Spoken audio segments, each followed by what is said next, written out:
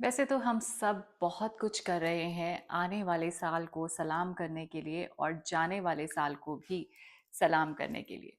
तो बहुत सारी प्रैक्टिसेस फॉलो हो रही हैं, बहुत सारे रेजोल्यूशंस बन रहे हैं, गोल्स बन रहे हैं। लेकिन ये एक बहुत ब्यूटीफुल प्रैक्टिस जो मैं आपके साथ शेयर कर रही हूँ, इस टाइम पे इसको फॉलो करना इतना सिंपल और इतना पावरफुल है कि अगर आप इसको फॉलो करेंगे तो आप देखेंगे कि कितनी चीज़ें जो हैं वो सॉल्व हो जाएंगी आपकी लाइफ की, बस इस तरह से। तो बात ये हो रही है हवाइन प्रैक्टिस, हमारी अपनी हो'ओपोनोपोनो प्रेयर। ये बहुत बहुत मैजिकल और पावरफुल प्रैक्टिस है और बहुत ही सिंपल है, सरल तरीके से आप इसको कर सकते हैं। कोई हार्ड एंड फास्ट रूल्स नहीं है, कहाँ बैठना है, कितनी बार करना है, सिर्फ और सिर्फ दिल से आपको इसको फॉलो करना है। जस्ट आपका फोकस, आपका कंसंट्रेशन होना चाहिए और फुल डेडिकेशन कि हाँ, ये मैंने मन से, इंटेंशंस प्योर होना बहुत इंपॉर्टेंट है। सो करना क्या है, 4 फ्रेजेस हैं इस हवाइन प्रैक्टिस के। आई am sorry, please forgive me, thank you, I love you. ये 4 फ्रेजेस आपको बोलने हैं और इन चारों फ्रेजेस के लिए आपको क्या क्या सोच के आपको इनको बोलना है, दैट एक्चुअली मैटर्स। सबसे पहले जब हम बात कर रहे हैं आई एम सॉरी की, सो आई एम सॉरी आप बोल रहे हैं यूनिवर्स से, ऑफ कोर्स, पर उसी के साथ में ये सोचते हुए कि पूरे साल में जो भी चीज़ें हुई उसकी रिस्पॉन्सिबिलिटी आप ले रहे हैं। तभी तो आप आई एम सॉरी बोलते हैं ना। एक छोटे बच्चे को समझाया जाता है कि कोई बात नहीं, गलती हो गई, अब इसको मान लो कि तुम्हारी गलती हुई, तुमसे गलती हुई, अब इसको मान के तुम माफ़ी मांग लो।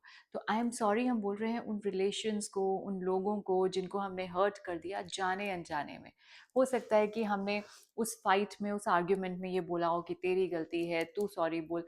जो भी हुआ खत्म हुआ, उसको यहीं खत्म करते हैं ना। नेक्स्ट ईयर में जब हम जा रहे हैं, सो एक न्यू बिगिनिंग के साथ चलते हैं। जो पुराने रिलेशंस थे, जो टॉक्सिक रिलेशंस थे, उनको सॉरी बोल के कि गलती मेरी थी। जिस भी हिसाब से कुछ भी हुआ, हमारी जो भी आर्ग्यूमेंट हुई, उसमें कहीं ना कहीं इतना सा भी अगर परसेंटेज मेरा पार्टिसिपेशन था, तो वो गलती मैं एक्सेप्ट करता हूँ या करती हूँ, and that was my responsibility. I am taking my responsibility, और यहीं पे इसको स्टॉप करते हैं। अब इसका मतलब ये नहीं है कि आपको जाके हर एक से मिलना पड़ेगा या आपको पता ही नहीं है कौन है तो कैसे सॉरी बोलेंगे। बस आप आंख बंद कीजिए और बैठिए, ध्यान लगाइए और आई एम सॉरी बोल दीजिए उन सभी सिचुएशंस को, उन सभी लोगों को जहाँ पे कभी भी कुछ गलत हुआ। कोई लॉसेस हुए, कोई फाइनेंशियल लॉसेस हुए, कोई बिजनेस में प्रॉब्लम्स हुए, कोई जॉब में इश्यूज हुए, लाइफ में कहीं पे भी किसी रिलेशन के साथ इश्यूज हुए, आपने कह दिया I am sorry and accept it, intentionally accept it with the pure intentions. Universe knows everything. आप किसी को दिखावे के लिए नहीं बोल रहे हैं, ठीक है? ये आप मन से कह रहे हैं। सोच लीजिए कि अच्छा ठीक है, आप उसके साथ पैचअप नहीं कर सकते, लेकिन कम से कम आप उसको सॉरी बोलकर, अपनी गलती मानकर आगे तो बढ़ सकते हैं। जब तक आप सॉरी नहीं बोलेंगे, आप रिस्पॉन्सिबिलिटी नहीं लेंगे, आप आगे बढ़ ही नहीं पाएंगे। Every day you will think, every moment you will think कि उसकी गलती थी, उसने मुझे ऐसे कहा। आप हर पल उसको याद कर रहे हैं, उस इंसान को जिसकी गलती थी।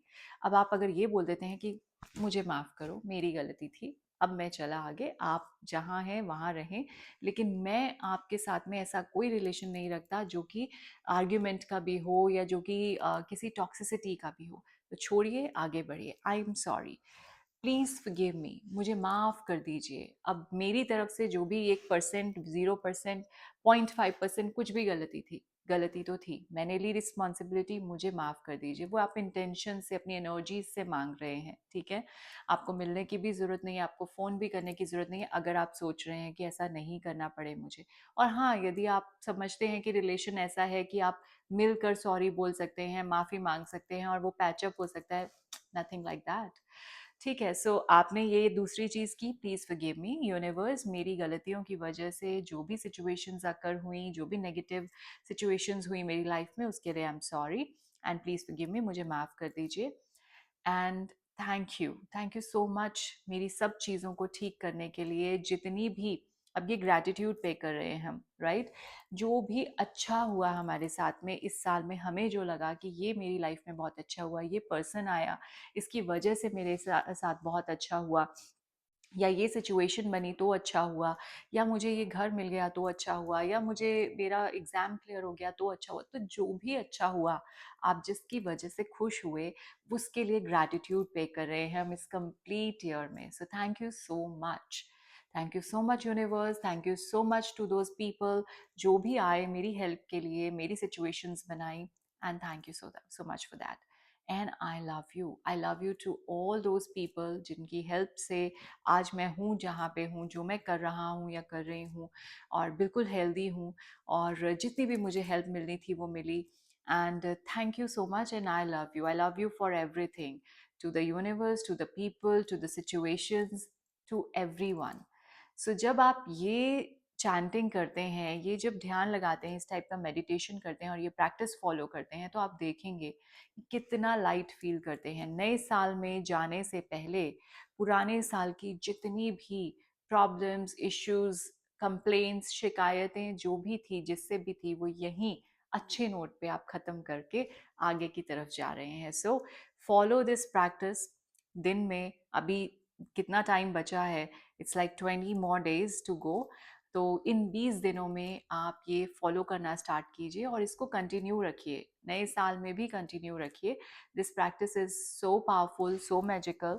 आप करके देखिए इसको, और सिंपल तो ये है ही। तो आपको करना क्या है? आई am sorry, please forgive me, thank you, I love you for everything. आप इसको हर जगह यूज़ कर सकते हैं, फॉलो कर सकते हैं। आपके मनी रिलेटेड इश्यूज़, आपके रिलेशनशिप रिलेटेड इश्यूज़, आपके करियर रिलेटेड इश्यूज़, एवरीवेयर, आपके हेल्थ रिलेटेड इश्यूज़, हर जगह पे। तो जब आप अपनी रिस्पॉन्सिबिलिटी लेते हैं हर सिचुएशन की, वहाँ माफ़ी मांगते हैं, मन से माफ़ी मांगते हैं, 100% फेथ के साथ यूनिवर्स को कहते हैं जो हुआ मेरी तरफ से, मुझे माफ़ कीजिए, गलती हो गई। और ये भी समझ लेते हैं, ट्रस्ट करते हैं यूनिवर्स पे और उन लोगों पे कि उन्होंने आपको माफ़ कर दिया। आपकी एनर्जी गई माफ़ी मांगने की, उनकी एनर्जी अपने आप आ जाएगी माफ़ी देने की। ठीक है, ख़त्म हुई बात। और उसके बाद में it's all love, I love you. ठीक है, सो follow this, and I hope आपके भी बहुत सारे जो हैवी बैगेजेस हैं वो यहीं के यहीं रह जाएं, और 2025 में एक new beginning, new start, and a fresh start. Alright, till then stay blessed.